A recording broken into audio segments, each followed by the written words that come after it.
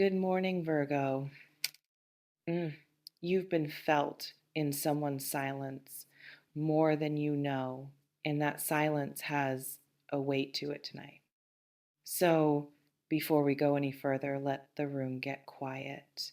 Not the quiet of nothing happening, the other kind. The kind that arrives when something beneath the surface has been pressing long enough that even the air around you seems to know it. Stay here just for a moment, just for this. There is a particular kind of absence that is louder than presence. Not the clean absence of something that simply isn't there, but the heavy, textured absence of something that was there, that left a shape in the space it occupied, that continues to make itself known not through sound or movement, but through the specific quality of the silence it left behind. You know the kind that doesn't fade with time the way ordinary silences do.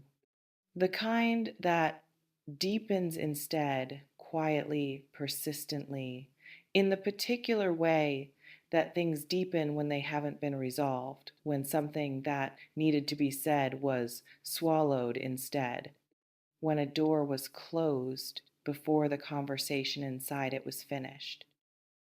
Someone is sitting in that silence right now, not loudly, not dramatically, but with the full, uncomfortable weight of a person who has been trying unsuccessfully to fill a specific shape that only one thing has ever fit.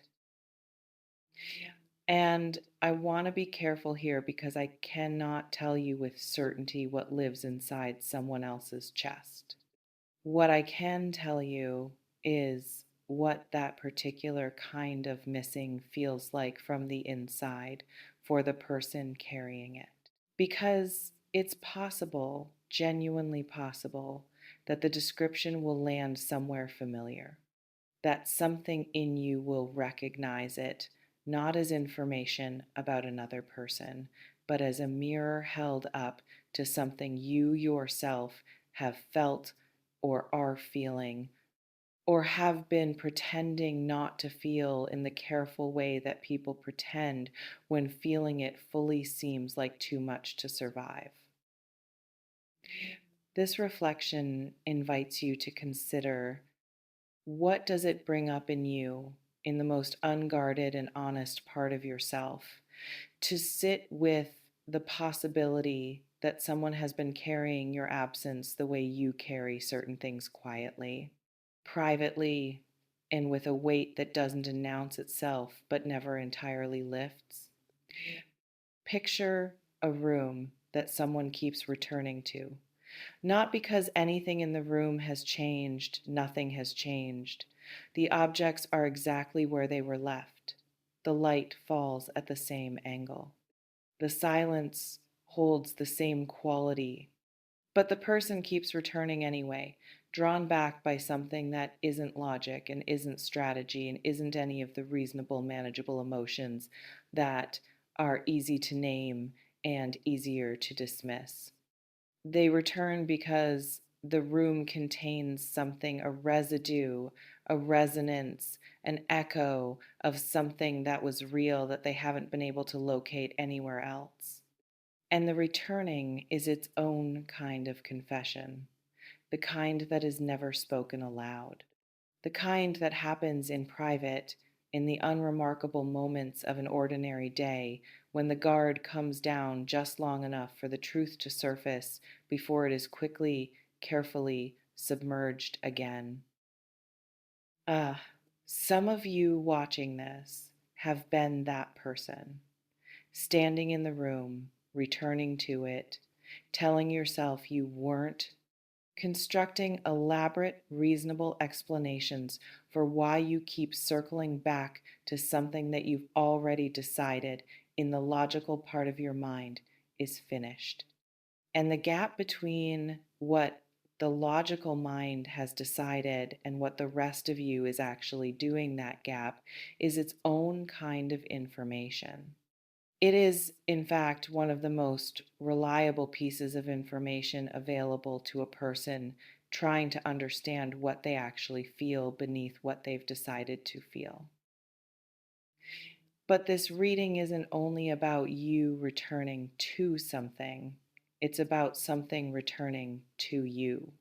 A presence not named, not specific, not described with any certainty about its intentions or its feelings or what it plans to do with what it's carrying, but a presence, nonetheless, that has been moving in the direction of something it misses, slowly perhaps, circuitously perhaps, with all the awkwardness of a person who wants something they're not entirely sure they're allowed to want anymore, something they may have forfeited through distance or silence, or the particular kind of carelessness that people sometimes mistake for strength. This reflection invites you to consider, what is your relationship right now with being missed? Not with being wanted in the performance sense, not with being pursued in the way that flatters the ego, but with being missed in the specific, unglamorous, deeply human way that means someone's ordinary days have a shape in them where you used to be. Because being missed, really missed, is not always comfortable to receive. For some people, it activates something complicated, a mixture of tenderness and grief, of longing and resistance, of the particular vulnerability that comes from mattering to someone in a way that gives them, however involuntarily, a certain power over the texture of your inner life. And so the news of being missed, even when it arrives as something felt rather than spoken, even when it comes through in the quality of a silence rather than any direct expression, doesn't always produce simple warmth. Sometimes it produces something considerably more complex, something that asks you to feel several contradictory things simultaneously without resolving them into something clean. Hmm. Let me tell you what desperation, real desperation, the kind that has nothing to do with weakness and everything to do with the irreplaceable specificity of a particular person, actually looks like. It doesn't look like chaos. It doesn't look like the dramatic, destabilizing urgency that the word suggests. It looks more often like stillness, like a person who has gone unusually quiet, who has stopped the noise of distraction and busyness and the constant forward motion of someone managing their own interior landscape, and who sits in that quiet with something that won't be managed, something that has its own agenda, its own persistence, its own refusal to be filed away under the category of things that are finished and resolved and no longer relevant. And that stillness, that particular loaded stillness of someone sitting with something they can't put down, has a way of transmitting itself, not through words, not through any direct communication, but through the quality of the space between two people, however much physical or temporal distance currently occupies that space. You may have felt it. A subtle shift in the atmosphere around a situation you thought had settled.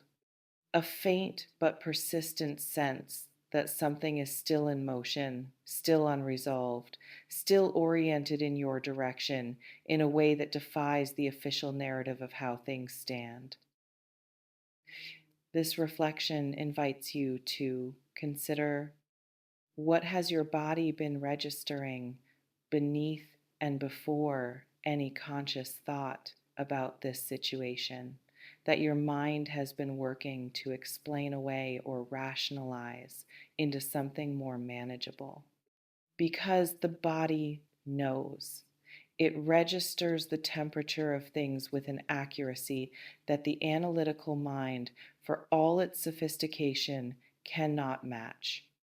It knows the difference between a situation that is truly finished and one that is finished only in the version of events that has been agreed upon for the sake of moving forward. It knows when something is still alive beneath the surface, still breathing quietly in the space between what has been said and what remains unsaid, still waiting with the particular patience of things that have nowhere else to go. Um, some of you have been protecting yourself very carefully from exactly this knowledge. And the protection makes sense. It is the intelligent response of a person who has learned through specific, incredible experience that hope in certain directions is expensive. That allowing yourself to feel the weight of what is still unresolved costs something. That the gap between what you sense and what you can confirm is a dangerous place to live if you let yourself live there too long without solid ground beneath you. But there is a difference between protection and numbness. And it's possible, it is very possible, that what began as the former has quietly become the latter. That in the process of making yourself safe from the vulnerability of caring about something uncertain, you have also made yourself slightly unavailable to the full experience of your own interior landscape. Slightly distant from the part of yourself that knows things and feels things and deserves to be listened to rather than managed into silence for the sake of something that calls itself stability, but might actually be just a more comfortable version of being stuck. This reflection invites you to consider, where has self protection in this particular situation crossed the line from wisdom into the kind of careful numbness that keeps you safe and also keeps you slightly apart from what is actually true for you? The power is yours. It always has been. Not the power to determine what someone else is feeling or to control the direction of what they do with what they're carrying, but the power to decide with full awareness, with both your tenderness and your discernment present and operational, what you do with your own interior knowledge, what you allow yourself to feel, what you acknowledge privately and without performance about what still lives in you in relation to this, and what you decide that means, if anything, about the direction you want to move. Desperate to see you. Wow, someone misses you a lot. Not eventually already, in the unremarkable moments of their ordinary days, in the room they keep returning to, in the silence that has your shape pressed into it, in the weight of something that has been quietly, persistently refusing to become the past it was supposed to become.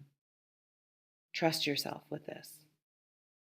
Whatever you feel when you sit with that, the warmth of it, the complication of it, the grief and the tenderness and the uncertainty, all present simultaneously, that feeling is not a problem to be solved.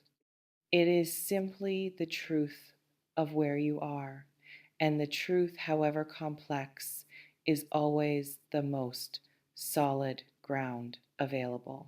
Before you go, I want to hear from you in the comments. What does it feel like in your body to know that someone's ordinary days have a shape in them where you used to be? And is that knowledge something you find yourself wanting to move toward or away from? And what is the one thing, if you're being completely honest, that you've been pretending is more finished than it actually is? Drop it below. I read every single one. And nothing shared here goes unwitnessed. See you in the next one. And listen. Being missed that deeply is not a small thing. It never was. And somewhere beneath everything you've decided about how this stands, part of you has always known that. Take care.